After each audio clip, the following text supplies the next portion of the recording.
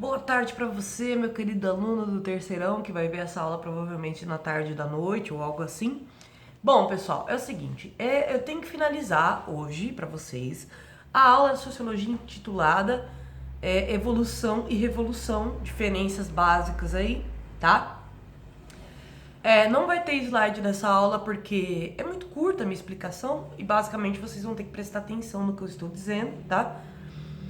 E aí qualquer dúvida vocês podem me chamar, tá bom? Podem vir me perguntar e tudo mais. Bom, vamos começar pelo básico. Qual que é a diferença entre uma revolução e um golpe de Estado? Por que tanta gente chama a revolução, por exemplo, eles chamam de revolução o golpe de Estado militar, né, que aconteceu em 1964, um golpe autoritário.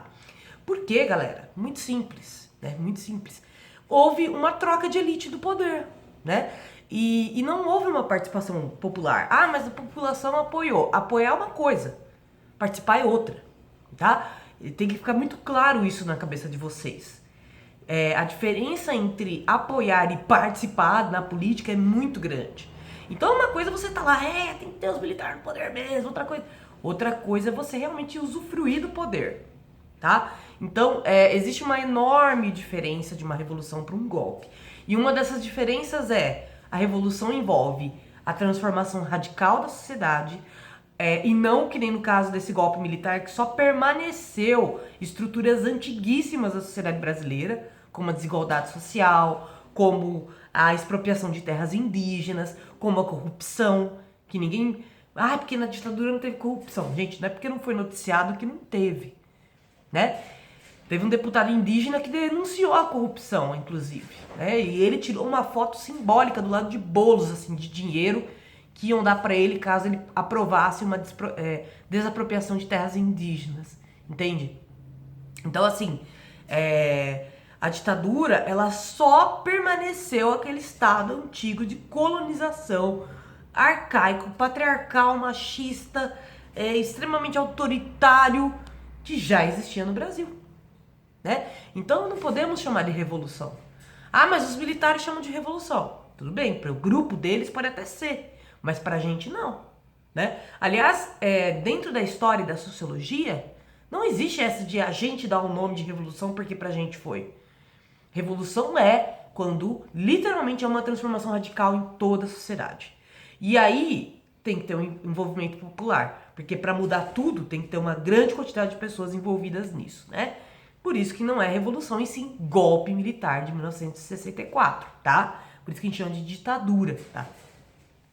Uma ditadura de extrema direita, né? Autoritária.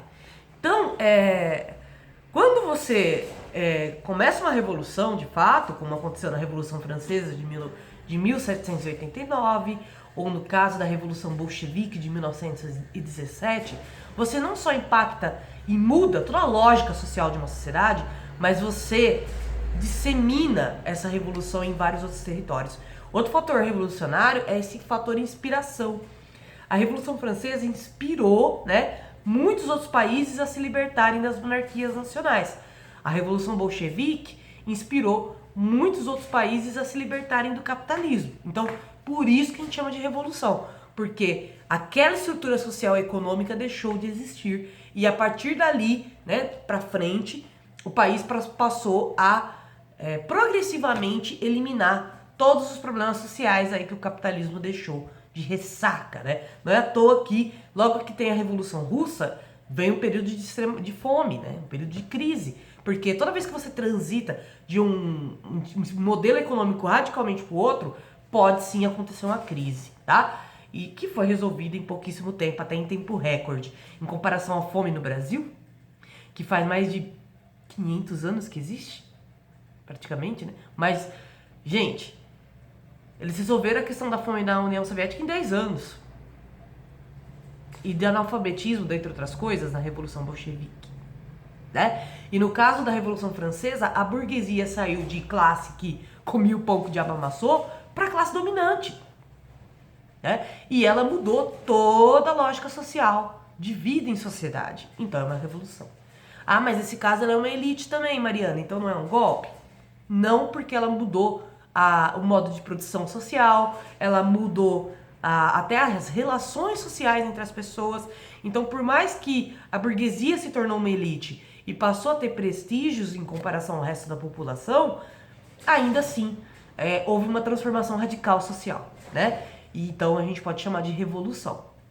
Aliás, a Revolução Francesa, as práticas que levaram a ela foi o que inspirou muito a Revolução Russa, né? A maneira de tirar uma elite do poder, né?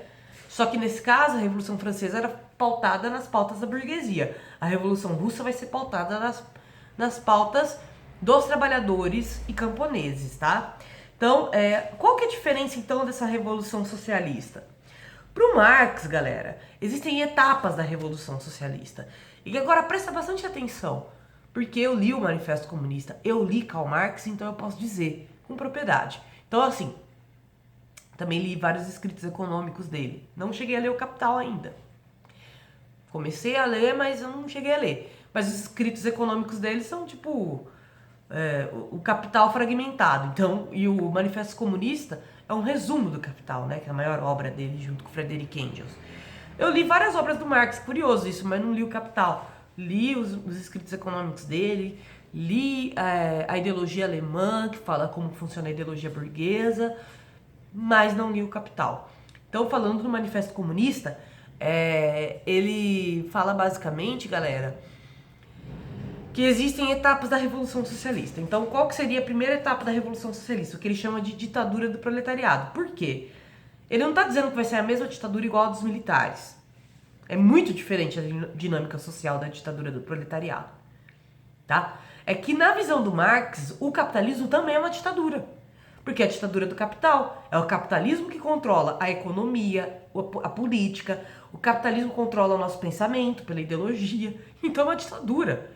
Todos os valores burgueses são super exaltados. São super, inclusive, copiados. São trazidos pra gente como valores corretos, né? Como individualismo. E aí você fala assim, mas os reis modernos, né, lá no absolutismo, eles eram cruéis, porque eles faziam a população ter a mesma religião que a deles, faziam a população ter o mesmo pensamento que o deles, e quem não tivesse eles perseguiam. O capitalismo é igual. Inclusive o capitalismo surgiu nessa época, né, dos reis modernos. Então, se você sai um pouquinho dos valores burgueses, você sofre perseguição. Aliás, o capitalismo, diferente dos reis burgueses, que eram esses reis modernos, que mandavam simplesmente condenar a pessoa, o capitalismo vai usar de várias outras formas para perseguir oposições. Eles vão difamar a pessoa que é de esquerda, então vão criar vários boatos mentindo e difamando essas pessoas, sabe? Eles vão... isso é retratado não só no Manifesto Comunista, como é retratado também no Estado Caraca, eu esqueci o nome completo da obra do Bakunin. Mas o Bakunin, que é um grande pensador anarquista, ele também fala. Uma das maneiras mais... E o Proudhon também. Uma das maneiras mais práticas do capitalismo de destruir um ativista é difamando ele, né? Então, o capitalismo não age tão parecido com os reis modernos, mas se necessário eles usam a força. Se necessário eles usam a força. E uma das forças que o capitalismo usa se você não se submeter ao meu sistema, se você não quiser trabalhar pra mim, ser um assalariado, ganhar esse salário baixo, né? Você vai morrer de fome. Isso é uma ditadura. Um Estado que, se você não vende a sua força de trabalho para o meio de produção privado, né? Em sua imensa maioria, você passa a passar fome, você vai morrer de fome, é um Estado autoritário, uma ditadura. Tá bom? Se a gente considerava que o faraó fazia uma ditadura de escravizar a galera, imagina que na época do faraó não tinha pessoa passando fome.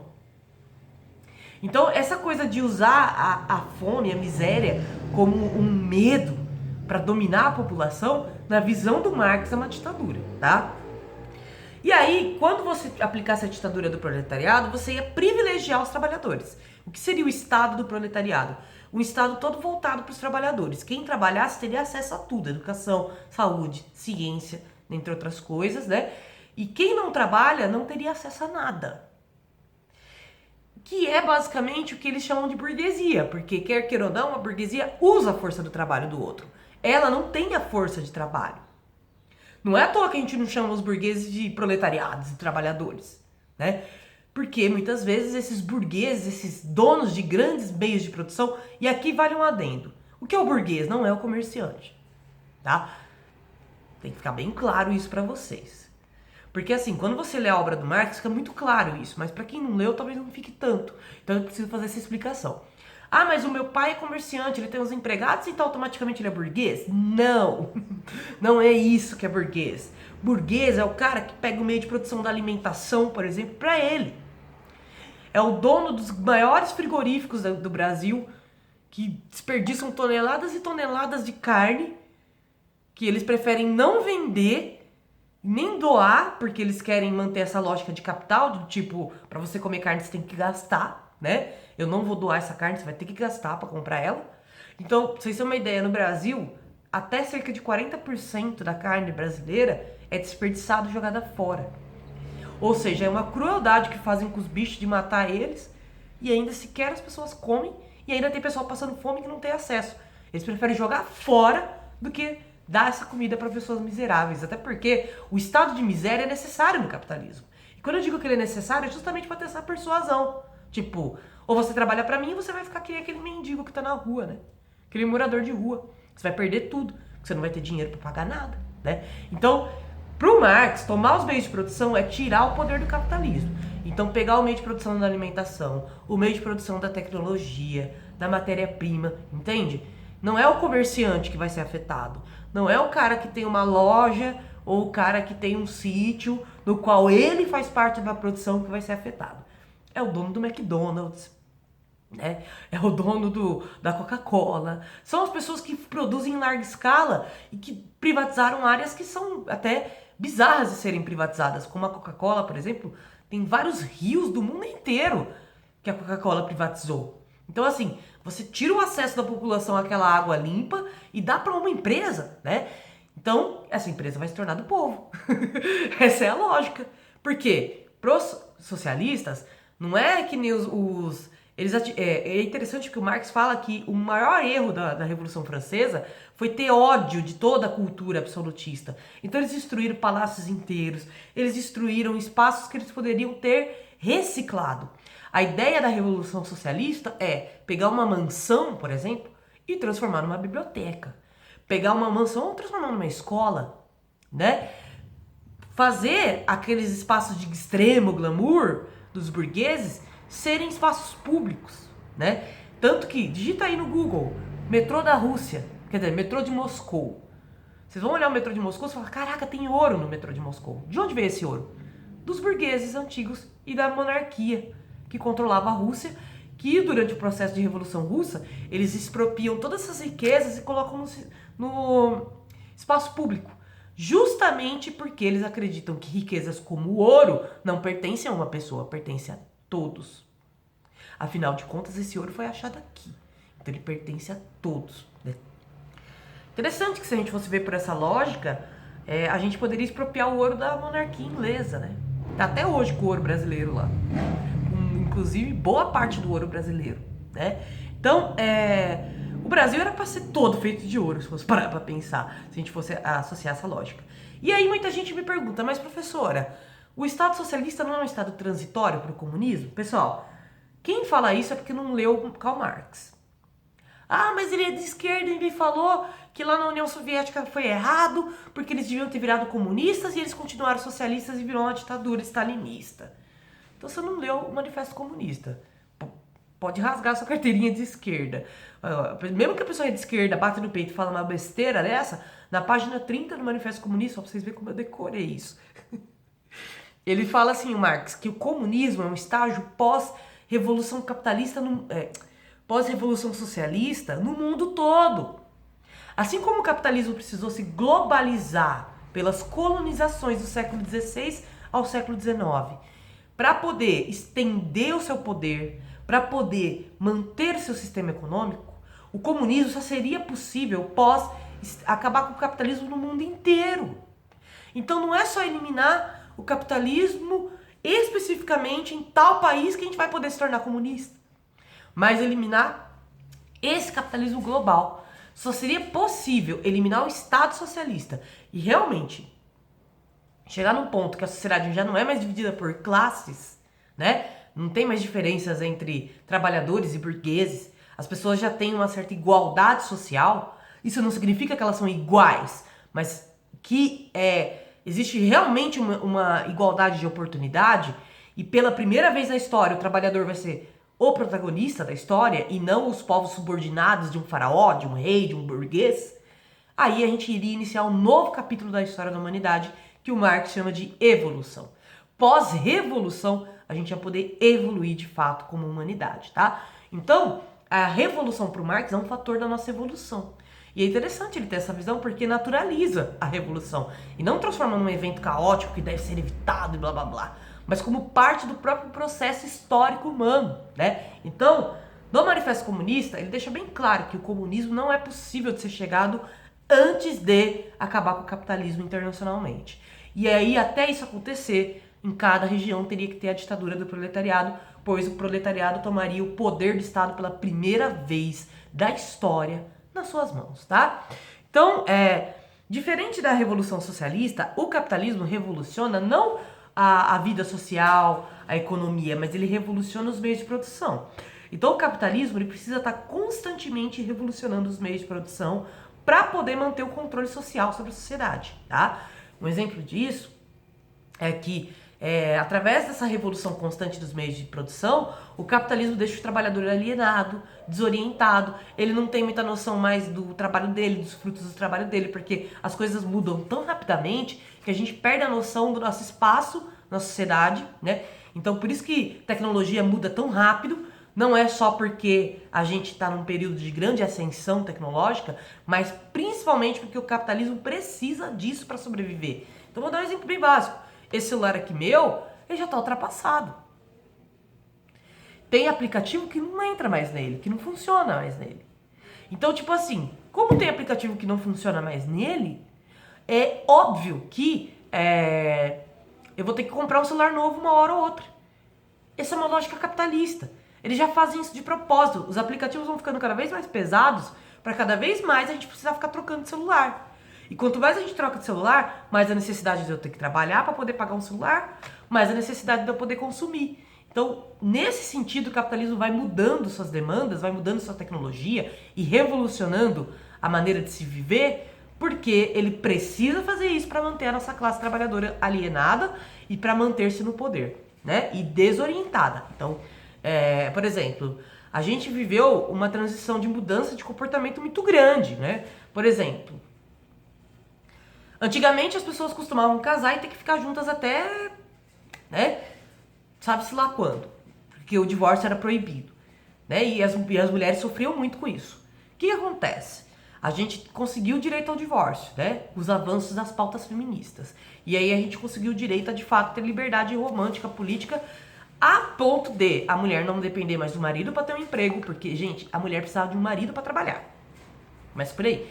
E a mulher também só um exemplo. Pra quem fala que não gosta de feminismo, a mulher trabalhava só com autorização do marido e o salário ia todo pro marido. As feministas foram as que lutaram pra mulher poder receber o salário pra ela. Isso é muito bizarro, né, galera? Então, assim, e a gente não pode fingir que isso não aconteceu, sabe? E aí, gente, continuando então, com a mudança do sistema capitalista, tanto que tudo fica muito ultrapassado muito rápido, eu viro a esquina, eu já encontro uma tecnologia nova que vai me surpreender, o meu desejo de ter uma coisa até amanhã não resiste. Isso se desdobra nos relacionamentos sociais. Então, por exemplo, eu tô ficando com uma pessoa, mas conversando com outra, mas tendo um contatinho com outra. Por quê? O nível de comunicação que a gente tem faz a gente ter muitas oportunidades ao mesmo tempo. E a gente não tá sabendo administrar isso, entende? Então a gente, em vez de manter uma amizade, manter um relacionamento, a gente prefere ter relações líquidas, né? Como diz o Zygmunt Bauman, que é um filósofo. Que seria o quê? Vou ficar um tempo com a pessoa. A partir do momento que ela me desagradar, vou trocar ela por outra que me agrada mais. Assim como eu troco de celular, né? Então, como os meios de produção chegam até nós através de práticas sociais, a gente chama de revolução tecnológica, né? Ou revolução social tecnológica. Então, da mesma maneira que eu me canso do meu celular rapidamente, eu me canso das pessoas, eu me canso das amizades. E eu não tenho mais aquele movimento de reparação, de querer, como antigamente as pessoas quando quebravam uma peça, elas iam lá e consertavam. Elas também faziam isso com seus relacionamentos. Hoje não, a gente não tem mais paciência para isso e o próprio sistema não valoriza isso. Para eu arrumar um celular muitas vezes eu vou pagar um celular novo. Para eu arrumar um relacionamento muitas vezes é mais fácil eu ter um novo. Entendeu? Então, o capitalismo funciona pela revolução industrial. Ele revoluciona os meios de produção e a partir daí ele de fato muda suas práticas sociais. Já o socialismo, a revolução é através do Estado tomando os meios de produção, porque eles sabem que os meios de produção organizam a sociedade a partir do capitalismo. Então, esses meios de produção são essas grandes indústrias e não pequenos produtores, e não pequenos burgueses, que são os comerciantes mais pequenos ou que têm comércio local, né? Mas grandes fábricas de produção, no caso.